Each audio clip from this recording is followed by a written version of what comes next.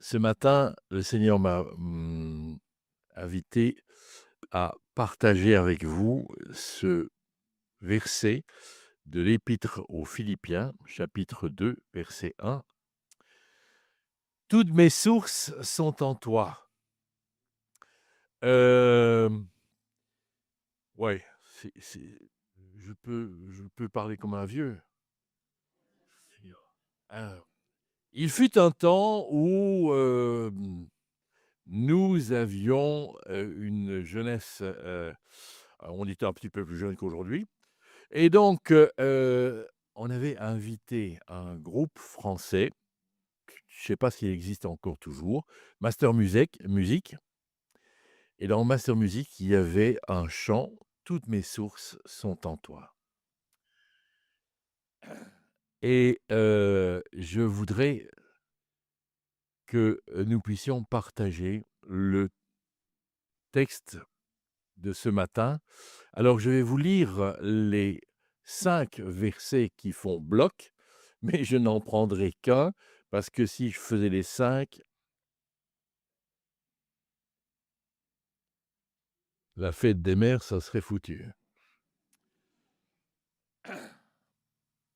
Bien, dans la Nouvelle Bible en français courant, voici la traduction qui en est donnée. Si votre union avec le Christ vous donne du courage, si son amour vous apporte du réconfort, si vous êtes en communion avec lui par l'Esprit, si vous avez de la tendresse et de la bonté les uns envers les autres, alors comblez-moi de joie en vous mettant d'accord, en ayant un même amour, en étant unis par le cœur et par la pensée. Ne faites rien par esprit de rivalité ou par gloriole, mais avec humilité, considérez les autres comme supérieurs à vous-même, que personne ne cherche son propre intérêt, mais que chacun de vous pense aux autres. Comportez-vous entre vous comme on le fait quand on est unis à Jésus-Christ. Tout un programme qui, je n'en ferai que une toute petite partie. Mon problème aujourd'hui, il est le suivant. Nous avons un chemin, nous avons un but. J'espère que dans votre vie, vous avez un but. Combien est-ce qu'il y a de personnes qui aujourd'hui disent ne pas avoir de sens dans leur existence? C'est une perte de sens et de plus en plus, on constate que cette perte de sens, elle s'étend et que, en fait compte, il y a de plus en plus de problèmes. Mon but à moi, je vous le dis, hein, je crois que ma femme le connaît. Mon but à moi, un jour, je verrai Jésus. Mais ce parcours n'est pas un parcours de facilité et n'est pas un parcours sans problème et sans difficulté. Alors, si je parviens, c'est l'Écriture qui me le dit, si tu parviens à tenir jusqu'au bout, alors tu verras Dieu.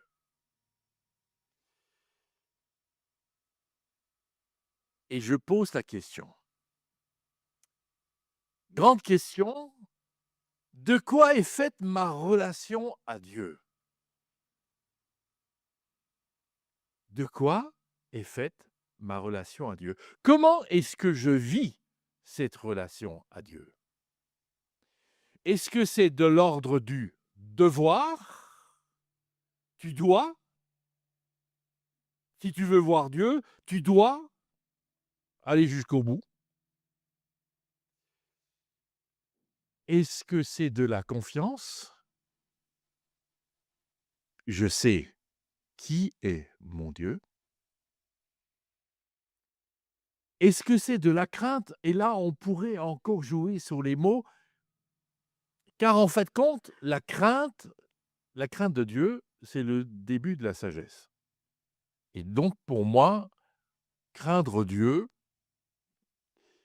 effectivement, je le crains dans le sens où je sais que Dieu est souverain, qu'il est créateur du ciel et de la terre, qu'il a tout entre ses mains. Par contre, j'ai pas peur de lui. J'ai pas peur de lui, car je sais qui est mon père. Un père d'amour. Et puis, en fait, de quoi est fait ma relation à Dieu? De présence. Quelle est sa présence dans ta vie? Quelle est sa présence dans ta vie? Je reprends mon texte avec une autre traduction, celle que je préfère, mais qui est beaucoup plus compliquée, la Nouvelle Bible Second. S'il y a donc quelque encouragement dans le Christ, s'il y a quelque réconfort de l'amour, s'il y a quelque communion de l'esprit, s'il y a quelque tendresse et magnanimité, comblez ma joie en étant bien d'accord, en ayant un même amour, une même âme, une même pensée. Ne faites rien par ambition personnelle ni par vanité, avec humilité, au contraire, estimez les autres supérieurs à vous-même. Que chacun, au lieu de regarder à ce qui lui est propre, s'intéresse plutôt aux autres. Ayez entre vous les dispositions qui étaient en Christ Jésus, et ça va être le passage qui a été mémorable pour moi dans ma vie, hein. C'est celui qui m'a fait, à ma conversion, changer de cible. C'est, en fait compte, ayez en vous les sentiments qui étaient en Christ Jésus, etc. Ça, c'est mon texte préféré. Et puis, il y a quelque temps de cela, le Seigneur m'a mis à cœur de regarder juste avant. Parce que, à force de lire tout le temps le même texte, on ne relit peut-être pas ce qui est avant. Et le texte qui est avant, c'est s'il y a donc quelque encouragement dans le Christ. S'il y a quelque encouragement dans le Christ. Et ça a commencé à me poser de sacrés problèmes.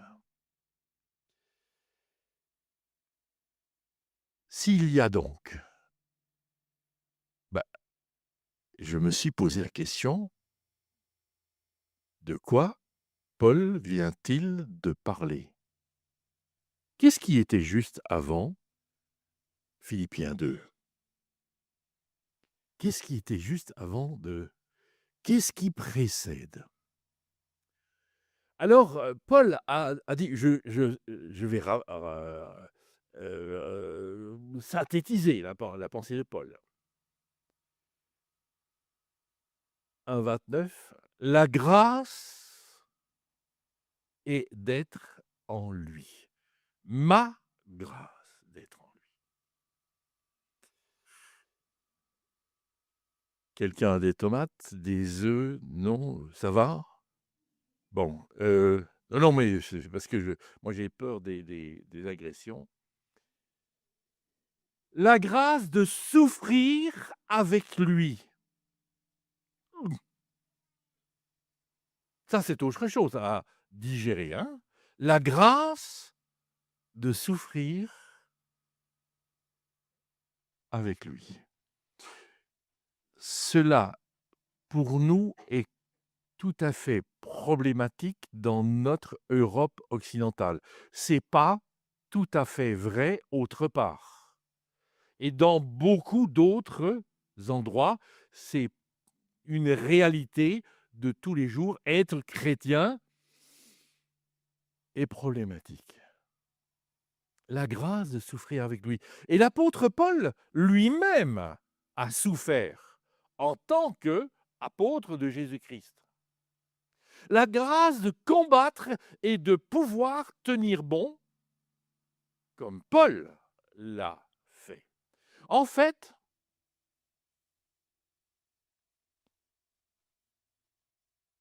la course qu'il a fait vers le but, c'est plutôt de l'ordre d'une course d'obstacles. C'est plutôt un 3000 steeple avec des obstacles en cours de route. Quels sont les obstacles sur notre route de chrétien? L'apôtre Paul dit des adversaires, les faux prophètes des judaïsants.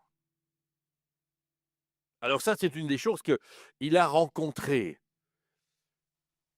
que logiquement, nous ne devrions pas, si nous ne perdons pas notre temps sur le web, on ne devrait pas trop les rencontrer. Mais si vous perdez votre temps sur le web, alors là, vous allez pouvoir les rencontrer aussi. Tous ceux qui, en fait, compte, vous disent que Dieu ne peut pas être content de vous, de votre façon d'être. Il faut ajouter, ajouter, ajouter, ajouter, ajouter, ajouter, ajouter, et on n'est jamais à la fin. Ce qui fait que, fin de la journée, on est culpabilisé parce qu'on se pense, même si vous avez le droit de respirer. Je vous dis tout de suite, hein, respirez, ça vaut mieux. Donc, il y a des obstacles, mais il faut savoir aussi que nous avons un adversaire.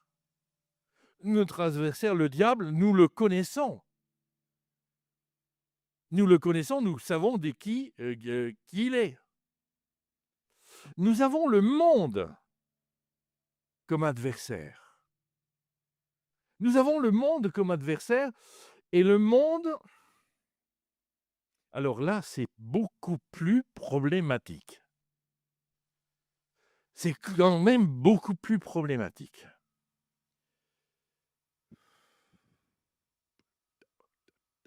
Parce que moi, je vis dans le monde. Si je ne suis pas du monde, je vis dans le monde. Donc, ma femme, combien a-t-on de bains-douches? Un certain nombre. Un certain nombre. Co combien est-ce que nous avons de pains? Un certain nombre aussi.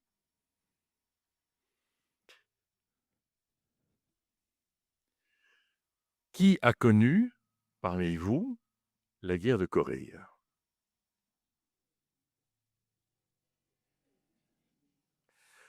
Alors, on était en 53. Moi, j'avais 6 ans. Et à 6 ans, moi, je me souviens de 2 choses. C'est qu'on cherchait une boule de savon. Il n'y avait plus de savon. On avait, on cherchait à trouver du pain, et cetera. Eh ben, je suis encore, il faudra peut-être, pasteur, que tu me pries pour moi, je suis encore addict et j'ai encore un problème, car au fond, aujourd'hui, je ne sais pas rentrer dans une boulangerie en demandant juste un pain. Je sais pas. C'est plus fort que moi. Donc moi, je vais chez, non, je vais pas dire, où on en a 4 pour le prix de 3. Ah, oui. Mais il y a des rayons dans lesquels ma femme ne passe pas. Celui des bains-douches. Mais moi, j'ai toujours devant moi une promo sur un bain-douche qui me plaît. Je suis un enfant de ce monde. Je suis un enfant de ce monde. Bon, je suis pas tout à fait, je suis pas quand même complètement à côté de mes pompes, hein. Je dis, hein, parce que moi, Si vous voyez mon téléphone, vous direz: «Mais Jean-Marie, il y en a d'autres». Mais mon téléphone, il téléphone, hein! Il téléphone! J'arrive quand même encore à téléphoner à ma femme. J'ai pas besoin de l'iPod,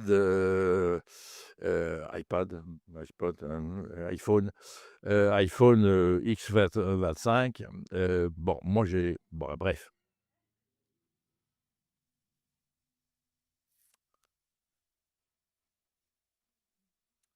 Dans ce que l'apôtre Paul dit, il y a aussi un appel à l'unité. L'Église est toujours en danger. Toujours. Et donc, il y a le fait que, comme notre pasteur l'a bien dit tout à l'heure, quand nous sommes rassemblés, nous sommes à l'Église. Nous sommes l'Église de Dieu, mais nous sommes en même temps que nous sommes assemblés, eh ben, en fait compte, nous avons des soucis avec le diviseur. La communauté doit se défendre. Et pour cela, il lui faut rester bien unis. La vie chrétienne est un combat qui ne va pas sans souffrance. Ça, c'est ce que l'apôtre Paul dira aussi. Un appel à l'humilité, les fondements de la vie chrétienne, c'est 5 à 11. La vie chrétienne est une et communautaire. Elle s'enracine dans l'événement de la croix qui seul mène à la gloire. Mais c'est un vécu ensemble. C'est un vécu ensemble. Nous l'avons chanté et rechanté. Alors, deuxième mot, encouragement. S'il y a donc quelques encouragements dans le Christ. Et là, j'ai bloqué, car en fait compte, mon problème, c'est que en tant qu'aumônier des hôpitaux, enfin je suis à la retraite maintenant, hein, aumônier des hôpitaux, j'ai combien entendu de personnes, visité de personnes qui étaient dans la souffrance. S'il y a donc quelques encouragements. Donc quand souffrir avec Christ, oh, c'est quand même difficile à avaler. C'est quand même très difficile à avaler, surtout dans le monde dans lequel on y est. Mais c'est pour cela que je me suis arrêté sur cela et je suis allé voir le grec, paraklésis. Et j'ai dit: «Oh là! Là, c'est quelque chose qui, moi, m'intéresse». Car en tout cas, paraklésis, encouragement, c'est transformé, c'est traduit dans ma Bible par encouragement, vient de parakaleo. Ah, alors ça, c'est un verbe que j'aime. C'est un verbe que j'aime et je ne sais pas faire autrement de m'arrêter quand il est là. Car en fait compte, en grec, ça veut dire quoi? Appeler, prêt, pour recevoir ou donner de l'aide. Mmh. Vous vous êtes déjà trouvé devant un tribunal? Moi oui, hein, avec, des problèmes de, stop qui n'étaient pas respectés, bon bref.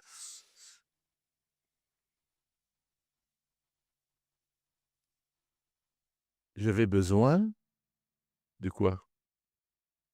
D'un avocat? Eh ben, en fait, paracaléo, c'est le fait de défendre quelqu'un, de venir parler à ses côtés.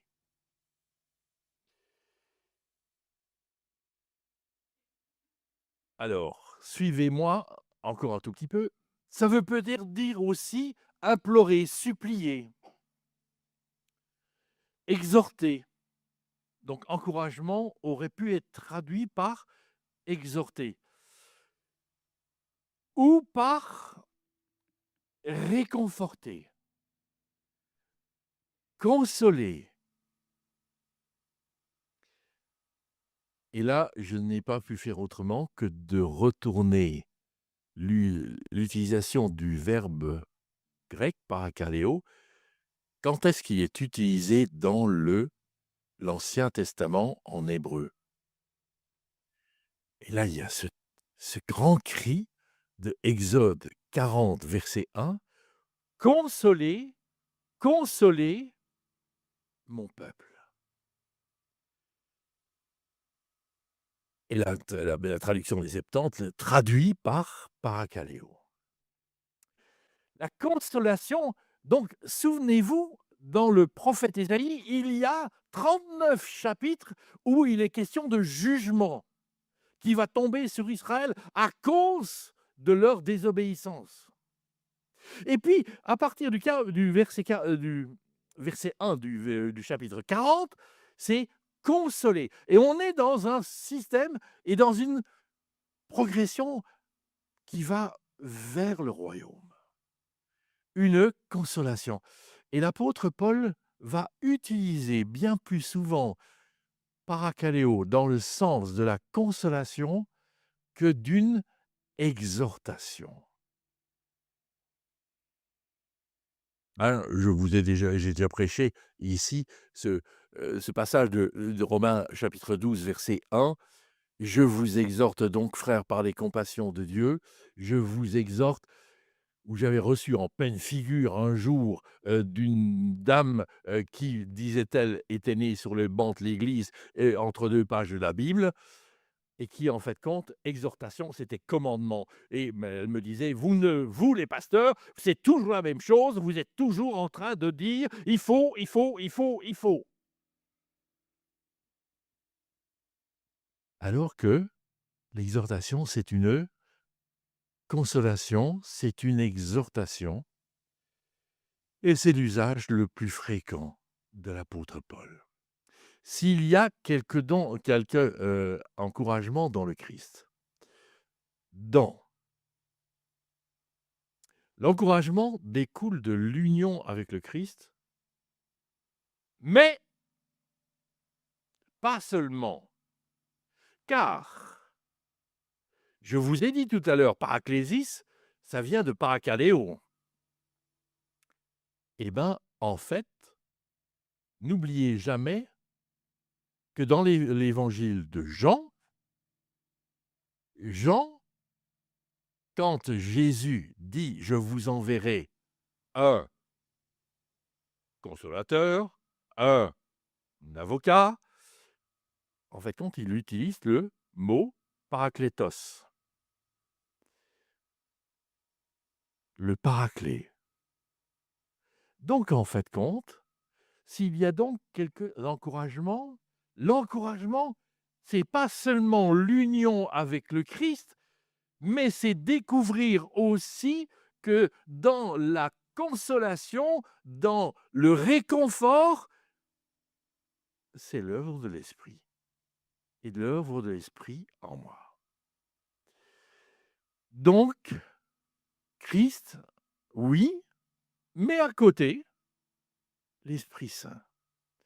Les croyants sont appelés à vivre dans la puissance de l'Esprit Saint. Amen. Ouais.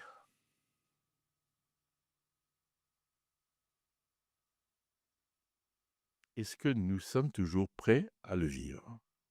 Comment est-ce que nous le vivons? Nous devons vivre dans la communauté et dans la communion, la communauté et l'unité ensemble. Et nous devons vivre la compassion les uns envers les autres. La vérité, une espérance qui le soutient.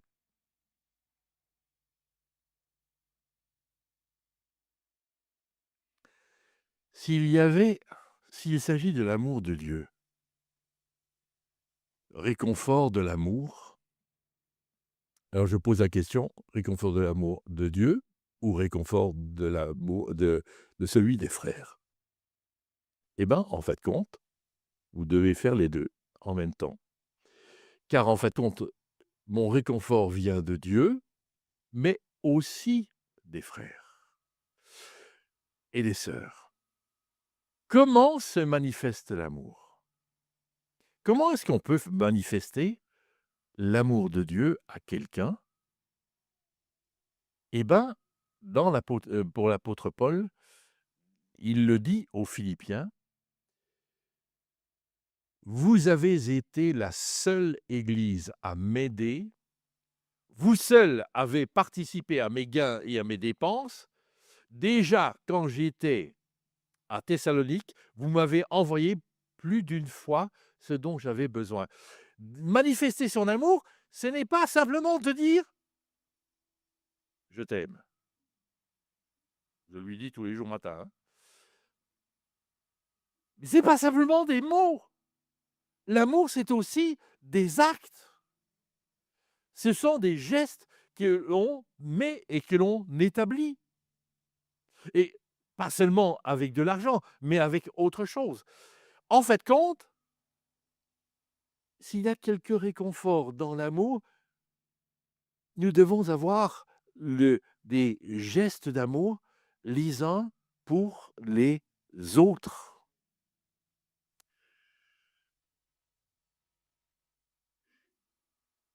Une autre façon de manifester son amour: si je marche dans la vallée de l'ombre de la mort, je ne crains aucun mal, car tu es avec moi, ta houlette et ton bâton, voilà mon réconfort. Et on retrouve réconfort, le même mot. Même si je marche dans la vallée de l'ombre de la mort, je ne redoute aucun mal, Seigneur, car tu m'accompagnes, tu me conduis, tu me défends. Voilà ce qui me rassure. Mon réconfort, c'est Dieu me donne la guidance. Je me mets après lui au niveau de sa houlette. Mais Dieu a aussi, le berger a aussi son bâton dont il va chasser les bêtes sauvages autour de moi. Et ça, c'est la chose que le Seigneur fait et accomplit pour moi, et qui me parle aussi quelque part de ma façon de mettre l'amour. Alors, quelques réconforts de l'amour: Jésus est le consolateur suprême. Son incarnation a apporté le réconfort de Dieu à la douleur humaine. Nous avons chanté la croix. Sa croix a assuré une consolation éternelle. Il est mort pour mes péchés.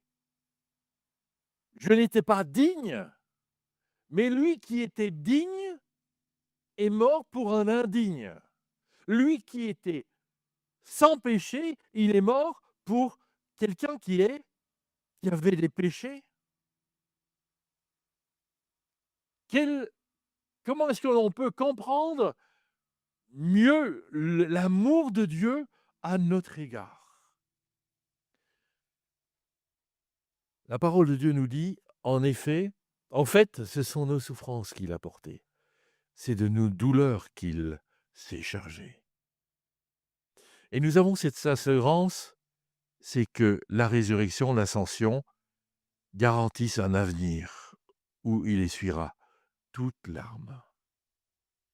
Le réconfort est une invitation à participer au ministère continu du Seigneur. Le ministère Jésus dans son ministère prend soin de nous.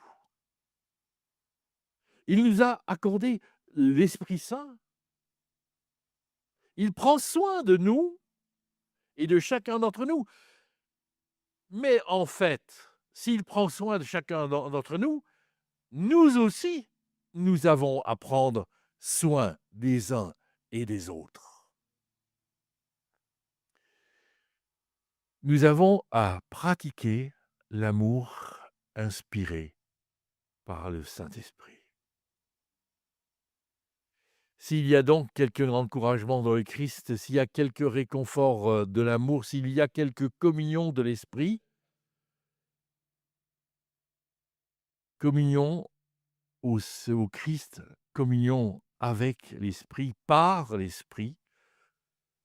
La part qu'on a dans quelque chose, hein, koinonia, c'est la part que l'on a dans quelque chose, la participation à. Nous ne sommes pas la communion, c'est pas simplement prendre, un morceau de pain, c'est pas seulement prendre, un peu de vin. La communion, c'est le partage. Et c'est partager aussi les uns avec les autres, pour se soutenir les uns et les autres, pour reconnaître les difficultés des uns et des autres à ceci ou à cela. Comment est-ce que je peux t'aider pour?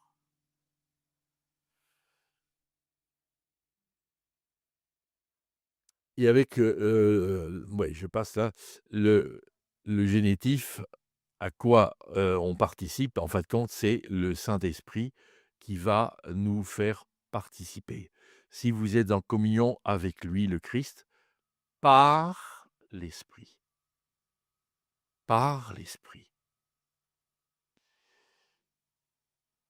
Donc, frères et sœurs, je voudrais que, avec ce verset, on comprenne que effectivement, il y a tout est en Christ, il y a toute la dimension christologique, mais il y a aussi toute la part de l'Esprit Saint. L'Esprit Saint qui est là pour m'aider. Combien est-ce que j'ai vu de chrétiens, et même des chrétiens nés de nouveau, même des chrétiens qui parlaient en langue,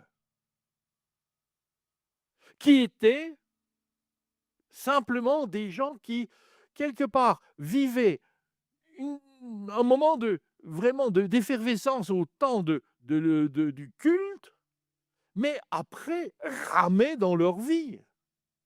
Ramaient dans leur vie parce qu'en fait compte, l'Esprit Saint, comme si quelque part, il ne se trouvait qu'à l'Église. Mais non! Il est en vous. Dieu a versé les arts de son esprit en vous. Là où vous êtes accompagné,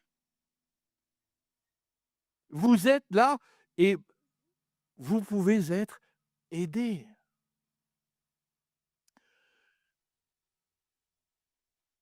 Cette dimension que nous perdons de vue.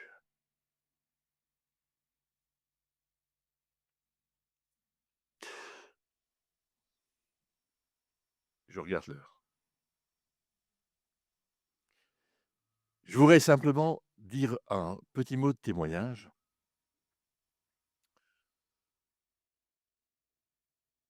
À certains moments, nous sommes dans une situation telle que nous recherchons en nous-mêmes les ressources pour y arriver. Et alors je vous livre quelque chose que d'autres connaissent, hein, parce que je l'ai déjà dit. Le Seigneur est venu me chercher un jour,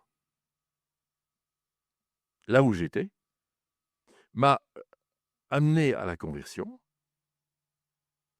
et puis m'a fait comprendre qu'il avait besoin, de moi pour son service et je me suis formé à la faculté de théologie en vue du ministère.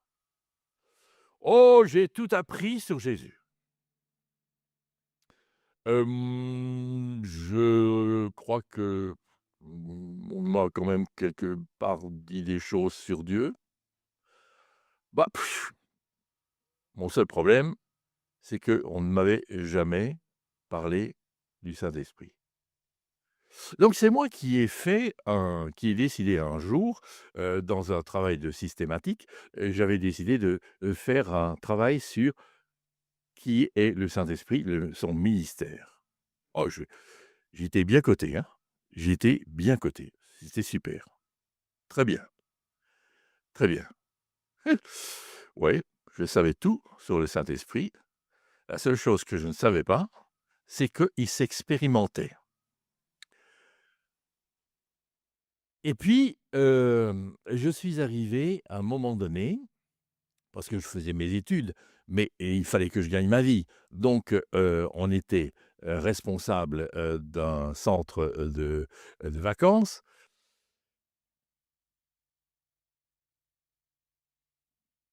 Qui nous prenait de plus en plus de temps parce que ça marchait de mieux en mieux, hein. Quand on a commencé, on faisait 72 jours d'occupation. Quand on a terminé la deuxième année, on faisait 365 jours d'occupation, plus les jours où il fallait nettoyer, plus les jours où il fallait, réparer, où il fallait transformer. Ouais, c'était c'était pas mal. Et tout ça avec, à la fac de Théo. Donc un beau jour, les instances de l'Église ont dit: «Voilà, terminé, c'est fini, tu quittes le centre et tu te consacres à tes études». Quitter le centre, c'était quitter l'enfant que j'avais mis au monde. Mais comme c'était pour autre chose, voilà, c'était bien. Donc on a quitté au mois de ce début septembre et nous sommes arrivés dans le Borinage. Le 9 septembre, 82, c'est ou 83? 82.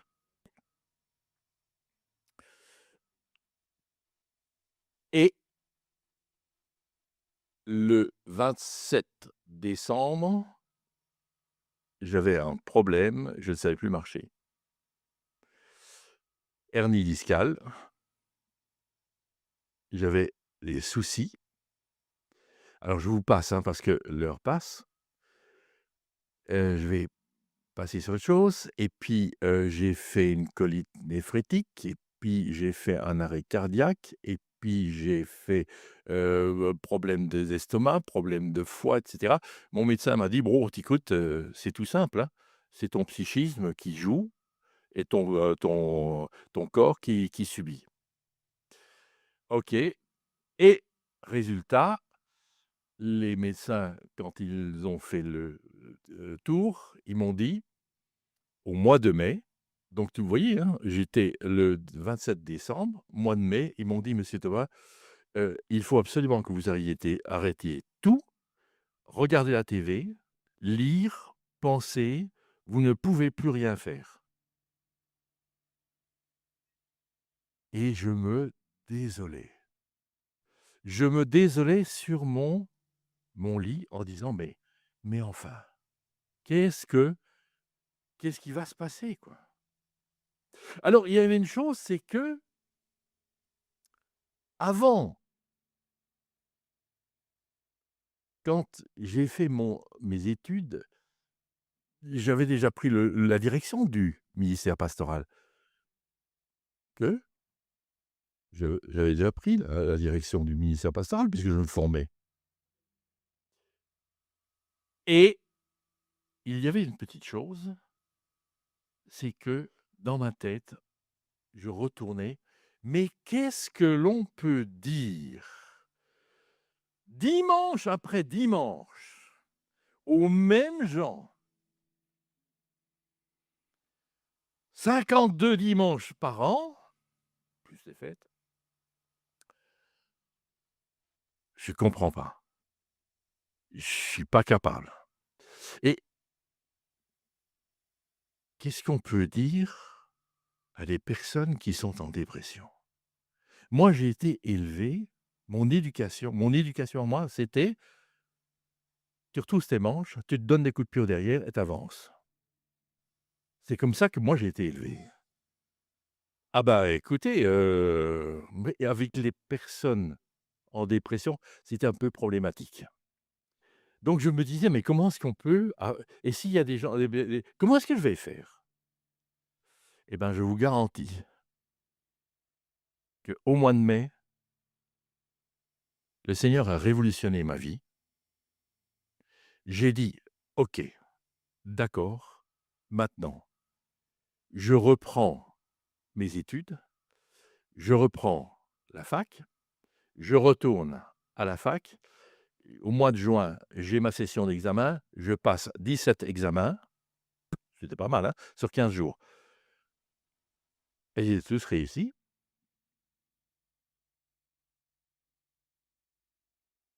Mais qu'est-ce qui avait changé dans ma vie?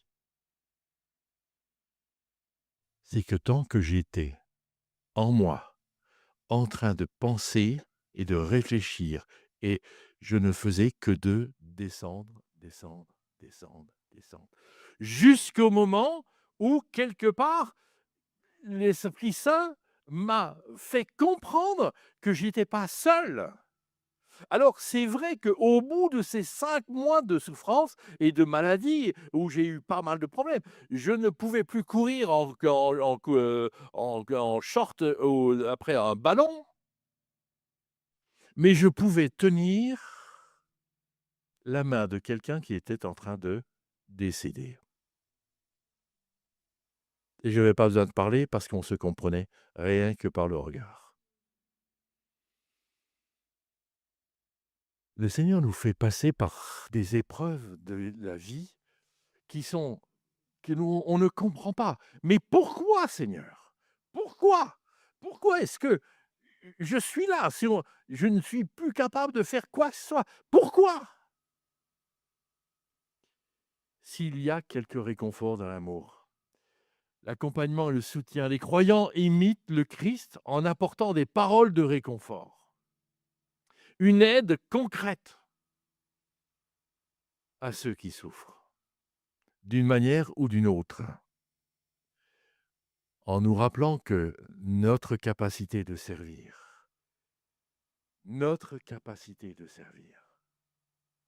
elle se trouve où?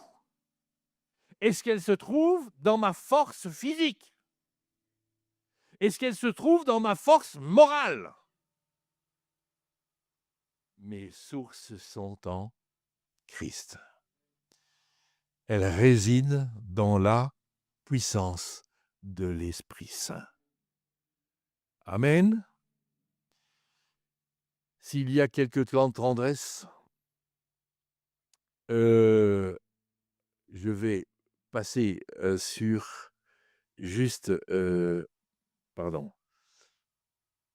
je ne vais pas encore refaire du grec, mais simplement quand moi j'ai fait la traduction littérale en grec, je ne trouvais pas tendresse, mais je trouvais entrailles, je ne trouvais pas magnanimité, mais j'ai trouvé compassion ou miséricorde. Ce qui m'a fait penser à ces vieilles traductions d'arabistes, qui, disaient tout simplement ceci, hein, en fait, les entrailles de miséricorde. Et les entrailles de miséricorde, c'est la compassion que Dieu a pour nous et que nous devons avoir les uns pour les autres. Une femme oublie-t-elle son nourrisson, n'a-t-elle pas compassion de son fils qui est sorti de son ventre? Quand elle l'oublierait, moi, je ne l'oublierai pas. La compassion, c'est pas simplement: «Allez mbio, ça va d'aller, hein». C'est pas ça la compassion, hein? La compassion, c'est le moment où quelque part, eh ben, j'ai connu la compassion de Dieu à mon égard et où je la reproduis pour les autres. Mais c'est vivre quelque chose d'intense. C'est vivre quelque chose d'intense. La compassion, c'est capacité de ressentir des émotions profondes, la sympathie, l'empathie, profondeur des affections. Donc, dans l'Ancien Testament, c'était les entrailles de miséricorde. Frères et sœurs, je termine. Toutes ces expressions nous invitent à poser notre comportement dans les fondements de la foi. Paul construit un appel en 4 points. L'encouragement de Christ. Christ nous appelle à, à mettre tout en lui notre vie en lui, il nous a appelés à cela et lui est venu au-devant de nous et il a vécu la souffrance sur la croix. La consolation d'amour, les paroles, les actes d'amour reçus du Seigneur et de la communauté sont à vivre. La communion de l'Esprit Saint, sa présence dans ma vie, son aide dans chaque moment, dans chaque instant de ma vie, l'affection et la compassion. Voilà les 4 choses sur lesquelles je voulais insister aujourd'hui. L'Église, notre Église, ici à Mons, c'est un puzzle. C'est un puzzle. Et je voudrais simplement dire, quelle est ta place dans ce puzzle? Si tu manques à l'Église, eh bien, il y a un trou dans le puzzle. Quelle est ta place au sein de la communauté?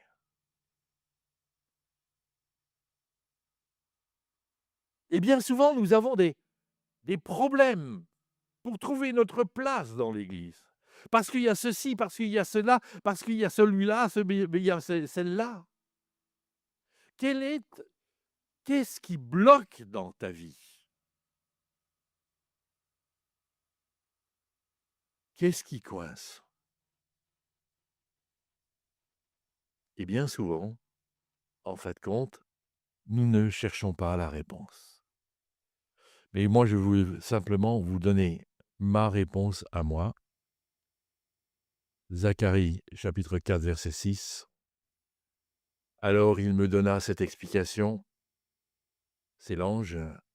Voici ce que déclare le Seigneur de l'univers à Zorobabel, qui était dans les problèmes de reconstruction.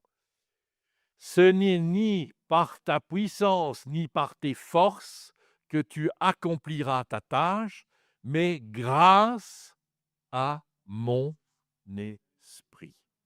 Grâce à mon esprit. Mes frères et sœurs, je voudrais quand même que, quelque part, vous compreniez bien ce que je voulais dire. Vous connaissez ça? Il y a des gens qui ont les doigts, les pouces usés. Hein? Et moi, ce n'est pas encore le cas. Cela ne veut pas dire que tu n'as rien à faire, car si tu fais partie de la communauté, ben, tu as quelque chose à faire dans la communauté. Et par l'Esprit Saint, tu y arriveras. Donc ne t'épuise pas sur tes forces, mais sache que nous avons tous reçu un charisme, un don du Saint-Esprit pour le mettre au service des autres dans notre communauté. Alors, frères et sœurs, que le Seigneur vous bénisse et puisse vous parler